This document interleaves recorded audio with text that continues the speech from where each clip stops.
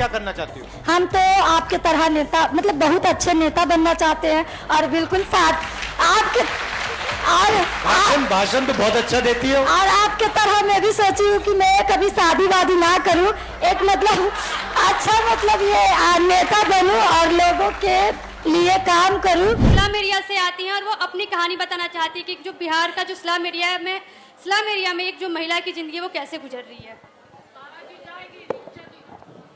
Hello,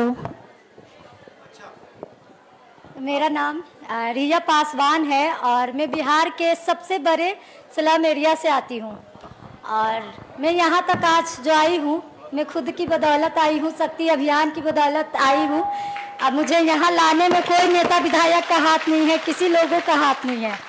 और हमारी जो सबसे बड़ी स्लम एरिया है वहाँ पे बेरोजगारी, गरीबी, सब दलित समाज के लोग रहते हैं और गरीबी यहाँ कूट कूट कर भरा हुआ है, बेरोजगारी भी।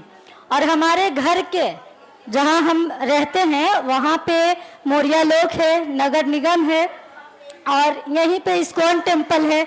लेकिन उसके बाद भी हमारी जो व्यवस्था है हमारी स्लम एरिया की, उसमें ना तो अच्छी शिक्षा दी जाती है और ना ही हम लोगों को कुछ रहने का साधन है।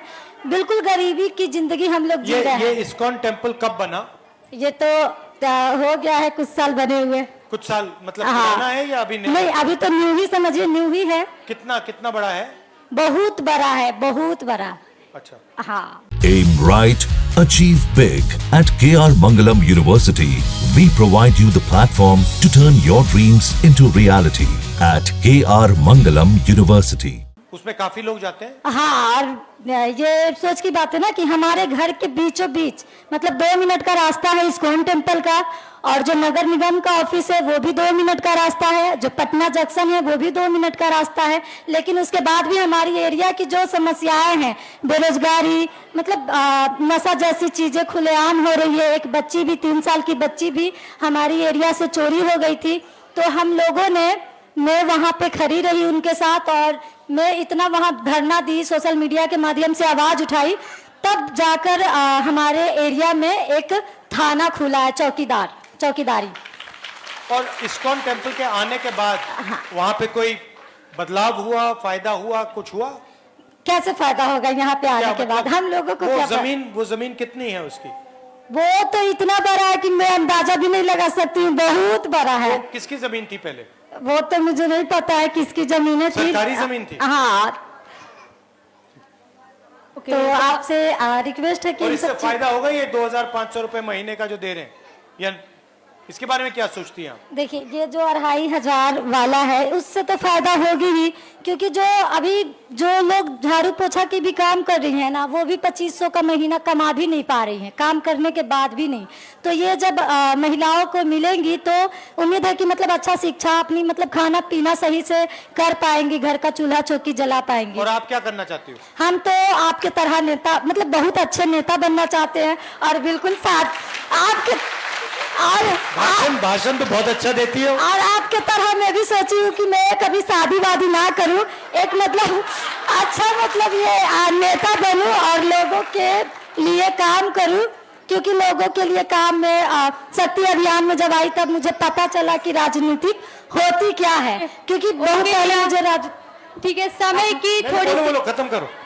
मुझे बहुत पहले राजनीति के बारे में नहीं पता था और आपके पास समय नहीं है, इसीलिए ना। नहीं, समय है मेरे पास, बोलो। अच्छा ठीक है, मैं राजनीतिक में ही आगे बढ़ना चाहती हूँ, क्योंकि राजनीतिक से ही सारी कुछ का शुरुआत होता है, शिक्षा से लेकर स्वास्थ्य तक। और लोग राजनीतिक में आना नहीं चाहती हैं, खास कर महिलाएं, लेकिन मैं आना चाहती हूँ। और मेरी ना बहुत बड़ा टीम है हमारी स्लम एरिया में, और ये हम शक्ति अभियान के दौरान ही बनाए हैं। लोगों का कुछ भी समस्या होता है तो मैं वहां जाती हूँ। अभी ऐसा हो गया कि लोगों को कुछ भी होता है तो मेरे पास ही आती हैं। और बहुत बढ़िया। और शॉर्ट में मैं आपसे कुछ अपनी मतलब मेरा नाम पैड गर्ल है लोग मुझे पैड गर्ल के नाम से जानते हैं क्योंकि एक प्रोग्राम हो रही थी, उसमें आईएएस जितने भी पदाधिकारी थे सभी लोग आए थे। तो हम वहाँ पे स्टेज पे अपनी मांग रखे कि मैम जो सरकार है वो सब कुछ देते हैं तो 20-25 रुपए का पैड क्यों नहीं देते हैं। लेकिन इस बात के लिए मुझे सबके सामने अपमानित किया गया। क्यों, क्या कहा उसने? जो मैडम थी वो मुझे बोली कि आज तुम पैड मांग रही हो, कल तुम अच्छे जूते मांगोगी, उसके बाद गर्भ निरोध मांगोगी। और ये जो है फिर ये वीडियो इतना वायरल हुआ कि वो मैडम को हमसे माफी मांगना पड़ गया। फिर वो मुझसे माफी मांगी और नीतीश कुमार जी को भी जवाब देना पड़ा था कि भाई बच्चियों से आप ऐसे बात कर कैसे सकती हैं। फिर सोशल मीडिया से हमें मतलब बहुत प्यार मिला, तब जाकर मेरी जो है ना और काम करने की इच्छा जागने लगी। और अभी मेरी इंस्टाग्राम पे 50,000 से ज़्यादा फॉलोवर्स है। लोग मुझे मेरी बातों में सुनना पसंद करते हैं। अगर कहीं भी कोई समस्या होती है तो मैं अपनी बातों को सोशल मीडिया के माध्यम से रखती हूँ। ठीक है, अच्छा लगा। और मुझे भी बहुत अच्छा लगा आपसे मिलकर, क्योंकि मैं दिल्ली में भी आपसे मिली थी। मेरी मतलब था कि हम आपसे बात करें, लेकिन उस समय मैं आपसे बात नहीं कर पाई थी। तो अब तो कर ली। बहुत हाँ, बहुत हाँ। धन्यवाद रिया। नमस्ते। सबसे पहले हम लोग के जो यहाँ महिला लोग के जो यहाँ लाने में हम लोग के भागीदारी लिए हैं राहुल भैया, उनके सबसे पहले तहे दिल से शुक्रिया और धन्यवाद करते हैं। और मैं वैशाली जिला से पातेपुर प्रखंड से हूँ, JVSS से। मनरेगा में 2015 से मैं काम करती हूँ। सबसे कितने दिन काम करती हैं साल में? साल में हम लोग को बहुत संघर्ष करने के बाद लगभग 15 से 20 दिन के काम मिलता है।